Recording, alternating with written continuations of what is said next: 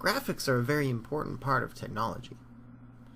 When there's a company that's making a new program, usually they'll have one team of people working on the code, how the program actually functions. And then there's a whole nother team of people that just focus on how the program looks. How do the buttons look?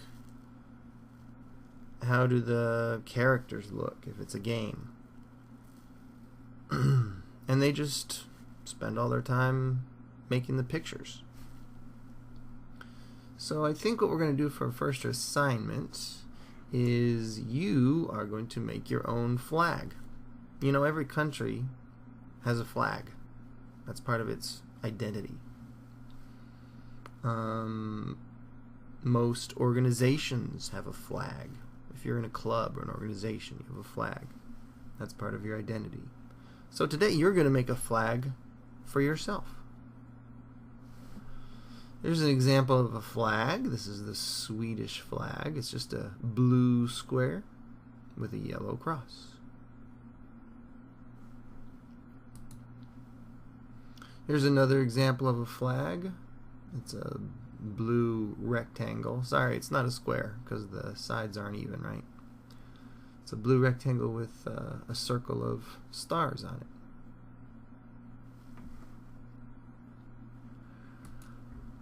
Open up a new browser window and go to www.pixlr.com.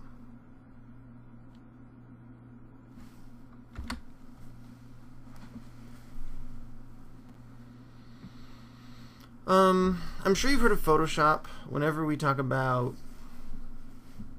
putting someone's head on somebody else's body in a picture, we talk about editing someone's pimples out of their picture or something like that. We always talk about photoshopping a picture. Well, Photoshop is a program made by Adobe. It's probably one of the most powerful photo editing softwares out there. But it's very expensive. Pixlr does what we need it to do, and it's free. When you get to this page, you see this little down arrow here? You're going to click on that and go to Pixlr Editor. Launch web app.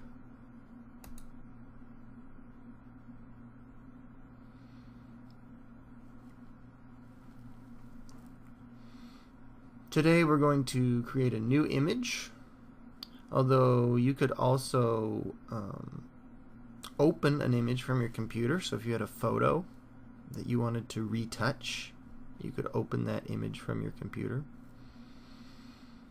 If your photo was on the internet somewhere, you could open that image from a URL. Open image from library, that's if you have an account. Now, today you don't need an account for Pixlr. And if I can avoid it, you won't have to create a Pixlr account for this class. But it's helpful to have a Pixlr account because you can save your work. And you can also access this library. So you may want to create a Pixlr account now. But I'm not requiring you to do that. Click on Create a New Image. And you can name it my flag. 800 by 600, that's how big the image is going to be. 800 by 600 pixels. Did you know that pixels are the little dots on your screen? So if you have a bigger monitor, you usually have more pixels. 800 and 600, that's good enough for now. Oh yeah, that's the width and the height. And then transparent, if you check this box, then when it opens, it's going to be a totally clear image. Like, no background. Today we don't need that. So we'll leave that unchecked. Alright, there you go. This is where we're going to draw our flag. Let me take you on a quick tour of the interface. Over here is the toolbar. It's got all of your tools for drawing. And when you click on one of these tools, these options or settings up here, they change. Pretty much every tool has its own set of options.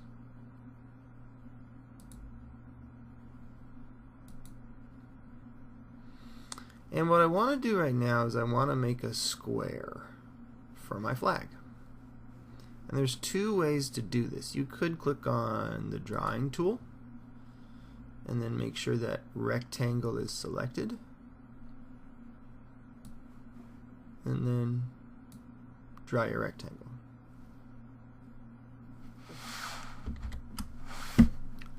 Another way is to click on the Marquee tool. And the Marquee tool lets you select an area and then do something to it. When we're making an image, we're going to want to select something, and then whatever tools we use or options we select, it will apply to that selection. You have to tell the computer which thing you want to manipulate, and you do that by selecting something. So I'm going to select a little area on the screen. That looks good. Now this little rectangle is selected. Then I want to fill it with the paint bucket tool. My favorite colors are purple and orange. So let's set the main color to purple. And so I'm going to choose purple on the color wheel. But then I got to come over here. Here's all of the shades of purple. And the lightest shade of purple is white. Don't worry about whether that's actually true or not. That's how computer programs think of colors. The lightest shade of any color is white. So wherever you click on here, see, it always gives you the option of white. And the darkest shade of any color is black. I don't want white or black, I want purple. So I'm going to go over here all the way to the purplest purple. And click OK. And now when I left click in this area, it's going to fill it with purple. Now if I left clicked over here,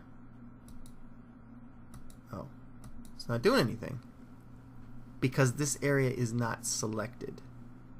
This is not where the attention is focused. So I can't do anything over here. I can only do it over here. And let's, I want some stripes. You know, like how the American flag has stripes. And probably the best way to do that is to use my Marquee tool again, the same way I made the purple rectangle. But what I want to do is I want to start making layers.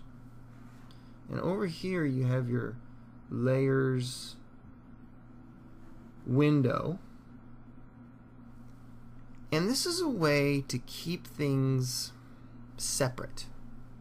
Later on I might want to come back and change things. And it'd be nice if I could like just choose the stripes and just change the stripes. So let's make a new layer by going to Layer, New Layer. I'm going to make the stripes on this layer to keep them separate.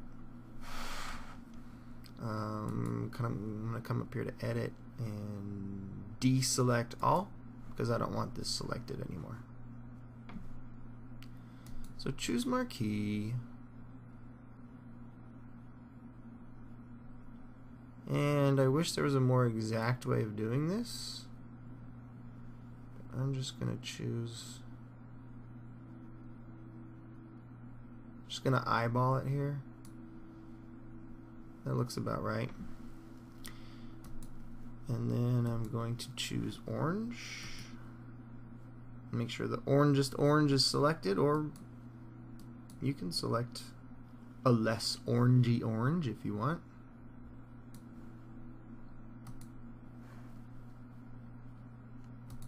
and then left click in here. Now I want the same stripes all the way down, so I can just hit, let's see, what's my shortcut for copying? That's Control C. What's my shortcut for pasting? That's Control V. So Control Copy, Control V. I want to grab this stripe and move it into place. How do I do that? Well, I don't want the paint bucket tool anymore. Now I want the move tool. So I'm going to click the move tool. I'm going to click and drag this until it looks about right.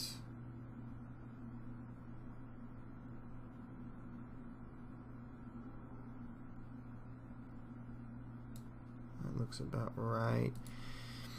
If you're having trouble clicking it and dragging it exactly where you want it, you can select it by clicking on it and then just use your up, down, left, right arrow keys and it'll jog it into place.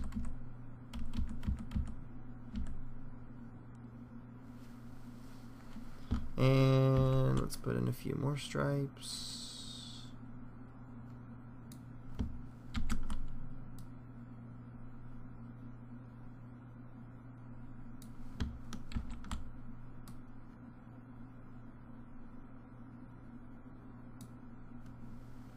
Oh, there we go. That looks good. Now you might find that it looks kind of weird. Maybe when you get done putting the stripes, maybe you've got like a super thin stripe at the bottom that you don't want.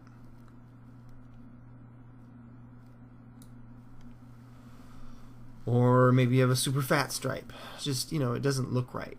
What you can do is you could probably trim this purple background. And so you would come back over here to the layers, you would select the background part, that's the big purple rectangle.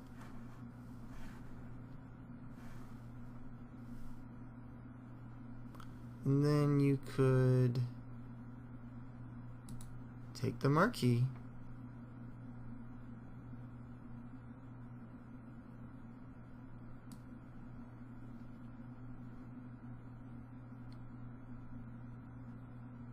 just select the part that you want right there, and we need the option that says crop. Here we go, crop. And it's going to trim everything except what we have selected. So do you see how it cut off that purple stripe and now our orange stripe is on the bottom? Cool. And it looks like it left some little white edges, but that's okay. We'll trim that at the end. Now, usually a flag has a square up here with some sort of field of stars or something. I really like science, so I want some sort of sciencey thing up there. Let's go ahead and make a black rectangle up there with our marquee tool. And let's make this another layer, because we might want to come back and manipulate this separately later. So new layer.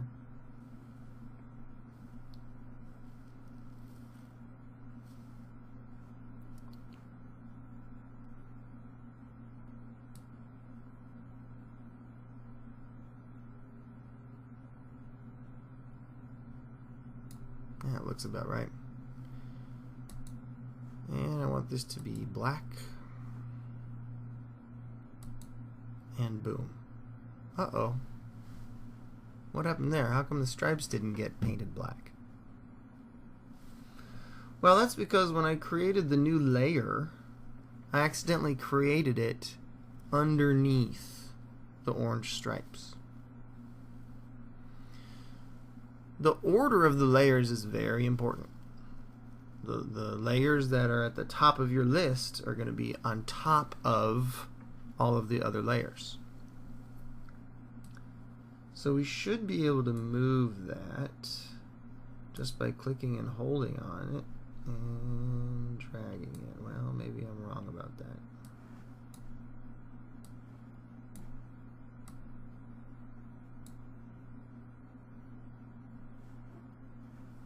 There we go. Now we have an all black field there. And now I want some sort of like, I don't know, maybe some beakers or a microscope or something sciencey. So let's open up a new Google window and just search for something chemistry. Now you need to be really careful when you're searching for images on the internet, because Google just goes around and grabs all the images it sees. Sometimes you don't have permission to use these pictures for your project. How can you get Google to show only the pictures that you have permission to use? Well, you would go to Tools, and then see, look, it gives you these tools. Let's go to Usage Rights. And most of these will be fine for you to use. If you're not using this for something you're going to make money off of, you can use any of these choices. This one labeled for non-commercial reuse is probably the least restrictive, so you're going to get the most choices. And now you can use any of these pictures in your project, as long as you're not going to make money off of it. That's what non-commercial means.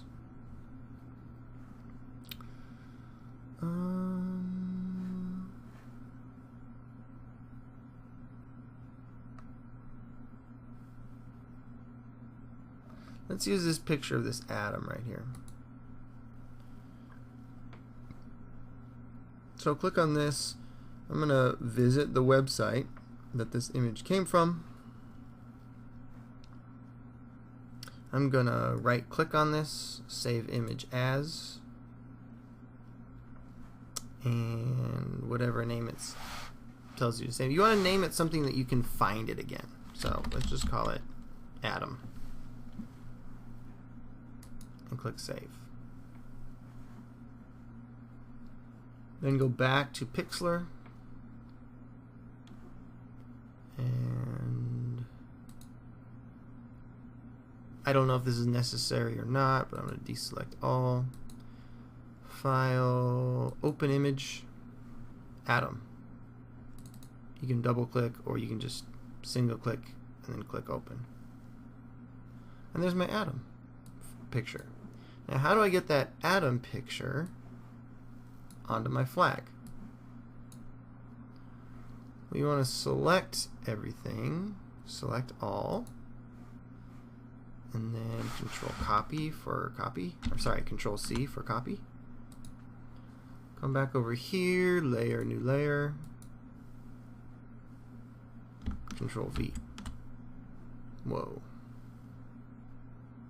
Okay, so when it pasted way too big.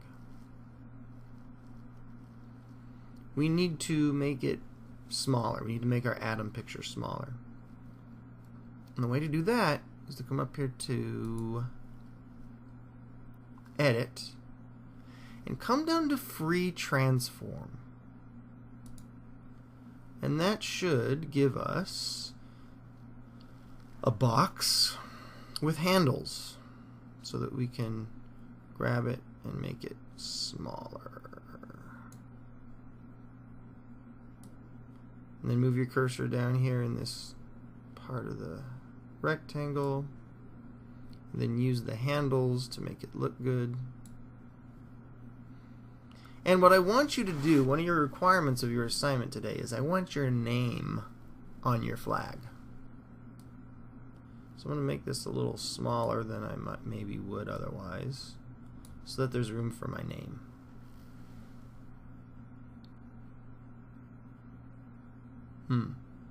Now with that small like that, it's got all this space on the edges. I don't like that. That doesn't look good. So you know what I'm going to do is I'm going to come back down to my black rectangle layer. Yeah, I want to apply the changes. Come back down here. And I'm going to select the black rectangle. And I'm going to go to free transform again. I'm just going to...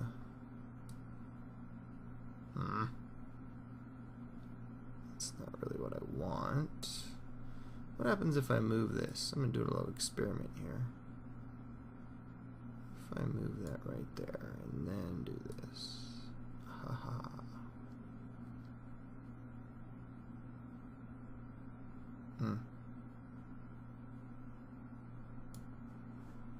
Oh shoot, that looks even worse. You know what? I'm going to undo those changes by pressing Control Z.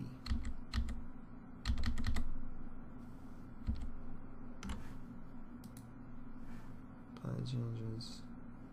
No.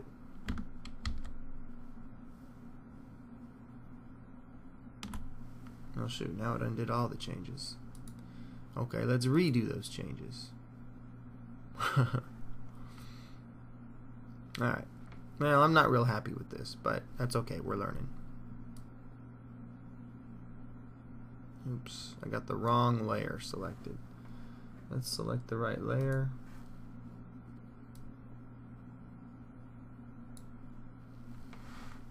Alright, so I want your name on your flag. How do you do that? Come down here and click the Type tool. You can put this on a new layer or you could put it on the same layer.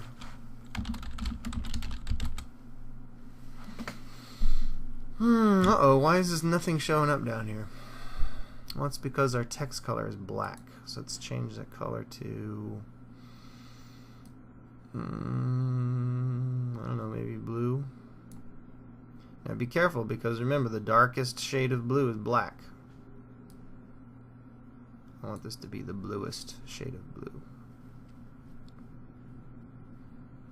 I don't know, that doesn't look great. What about green? That looks pretty ugly too, doesn't it? Oh well.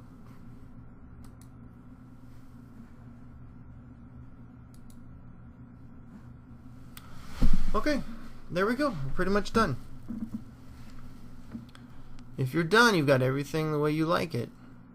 Remember, we've got all these layers stacked up here. And if we're going to make like a PNG or a JPEG image, we can't have all of these layers. So we need to go to Edit. No, not Edit. Image. When you take all of those layers and you condense them down into one layer, we call that flattening the image. So let's flatten the image. And then we want to trim all this little white space right here. So let's use our Marquee tool. I'm just gonna want it to come just inside. I didn't go all the way to the edges. I came inside the edges just a little bit so that when I click crop, shoot.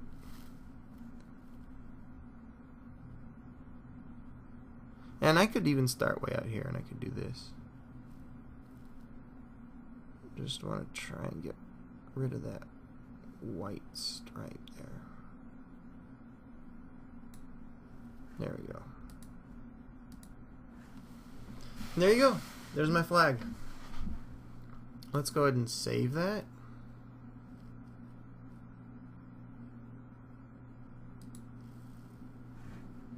To my computer. My flag. What format do we want? Now you guys we've talked about formats before. What do you think would be the best format for this flag? A JPEG? A PNG? A BMP? A TIFF? PXD is Pixlr's own file format. And if you think you might want to come back in here and change this flag later, PXD would be a good choice because it will save all your layers. Now we flattened it so it wouldn't save any layers right now, but if we had all those layers, PXD would save those layers for later. Let's do a ping.